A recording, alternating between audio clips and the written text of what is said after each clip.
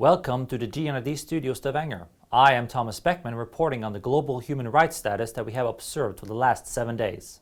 Our first story takes us to Gaza, where the Defense for Children International Palestine released a devastating report about places that should have provided children with shelter and safety, but were not immune from attacks by Israeli forces. After the Arms Trade Treaty became a binding international law, requiring states to end the transfer of arms that would be used in war crimes, the lives of Palestine's children should have been better protected. Now, missiles fired from the Israeli drones and warplanes, artillery shelling and shrapnel scattered by explosions kill children in their homes, on the streets as they fled from attacks with their families, and as they sought shelter from the bombardment in schools. The Arms Trade Treaty states that a country that has signed the treaty has a responsibility to act accordingly, but this new revelation shows that they are abusing people's rights. Gaza is a cemetery for over 1,000 war-slaughtered children, while surviving children are waiting for the next Israeli bombardment and terror.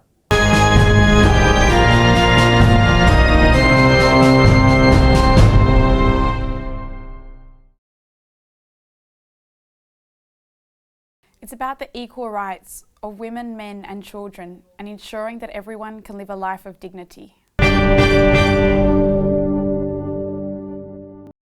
New York Times reported recently on a new way for smugglers to make money. They smuggle children for parents across borders, only to demand a ransom upon arrival, creating many broken homes in the process. By promising a transportation and a no money down offer to parents, they rely too much on smugglers to get them from the Eritrean border across the African desert and the Mediterranean Sea to new life in Europe. However, by the time they get to Libya, the parents receive an ultimatum: either pay over $3,000 or they will be abandoned. All the children want is an education, as most of them do not know how to read or write. They are so desperate to get out of their homes, as they live in concrete bunkers and eat a limited supply of rice and macaroni. None of the boys or girls knew where they were or how they might get home. They speak only limited Arabic in an Eritrean dialect, and none of the guards speak Tigrian. The result is a number of children who get lost in the world.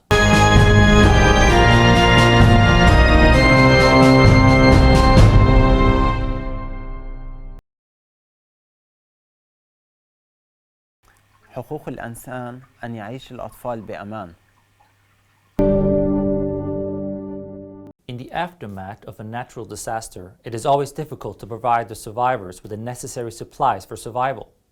The United States received a heavy criticism after Hurricane Katrina, where rescue and water did not arrive for days. Nepal are facing some of the same obstacles after their devastating earthquake on the 2nd of May. The release of 1.35 billion rupees, which equates to $13.4 million, has not been met with satisfaction, while the relief packages to the needy families has not been distributed efficiently. According to the Annapurna Post Daily, CPN Morist Mohan Bajia and Major Kisan Party's Narjan Ban Bichuke said in a meeting that India, in the name of relief distribution, is posing serious threat to national security, and urged the Prime Minister Sushil Koirala that activities of the Indian Army and rescue team should be contained. UCPN Chairman Pushpa Kamal Dahal said that India's border force is going beyond the control of the Nepal government, and its activities are not helpful in the relief distribution. He also said in the meeting that the government should prepare a guideline to accept what kind of foreign aid, assistance, and what kind of help should be taken by Nepal. Only a few places have been focused based on international relations instead of traveling into rural areas to help the affected there.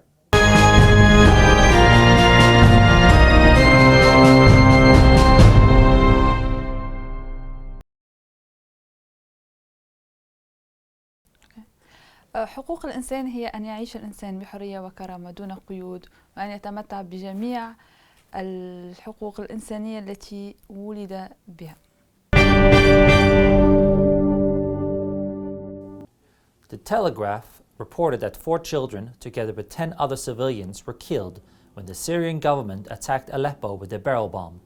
The Aleppo Media Center activist group and the Britain-based Syrian Observatory for Human Rights said the strike hit the Saif al-Dalwa neighborhood in Aleppo. The city, once the country's largest, had been divided between government and opposition forces since mid-2012. The primary school students were playing in the courtyard when the barrel bomb hit, said Rami Abdel Rahman, who heads the Britain-based observatory.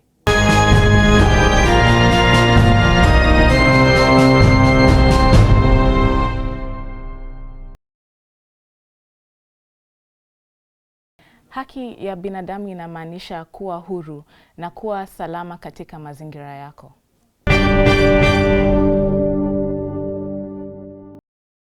To finish off our broadcast, the Human Rights Watch reported that pro-Houthi forces fatally shot 2 women and held aid workers hostage in the Yemeni city of Aden. The incident, possible war crimes, exemplified the grave threats to civilians in the embattled southern seaport, where Ansar Allah, also known as the Houthis, and their allies are fighting forces for the Popular Resistance Committee for control of the city. Aden's population has suffered severe shortages of food, water, fuel, and other necessities as a result of the fighting, a reduction in ships bringing goods, an air-sea blockade by the Saudi-led coalition, and interference with aid deliveries. According to the United Nations, coalition airstrikes, some of which appear to have involved violations of international humanitarian law, and fighting on the ground in Yemen has killed at least 646 civilians, including 50 women, 131 children, and wounded more than 1,364 people. Thank you for watching the Human Rights Weekly Report. Please join us next week here at GNRD for more news on the human rights violations around the world.